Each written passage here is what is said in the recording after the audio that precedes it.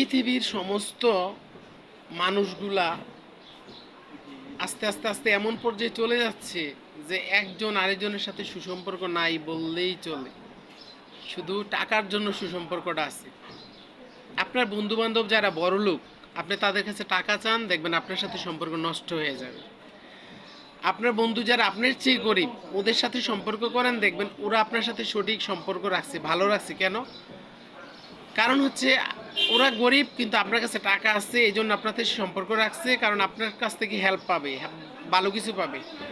আমি দেখছি অনেক বাড়িতে অনেক বড় লোক, অনেক পয়সাওয়ালা যারা থাকে, ওদের পিছনে মানুষ দৌড়ানোর অভাব থাকে না। আর ওই বাড়িতে যারা গরিব থাকে তাদের পিছনে কেউ দৌড়ায় না, তারা একটা কথা বললেও কেউ শুনতে চায় না। আর বড় লোক একটা কথা বললে সবাই দৌড়ে আসে। কেন জানেন? কারণ তারা জানে যে বড় লোকের কাছে গেলে আমি টাকা পাবো, গরিবের কাছে গেলে আমি টাকা পাবো না। এই জন্য ওরা তার সাথে সম্পর্ক রাখে না, বড় লোকের সাথে সম্পর্ক করে। সবার সাথে সবার সম্পর্ক ভালো থাকুক। সবাই ভালো থাকবেন। আসসালামু আলাইকুম রহমতুল্লাহ।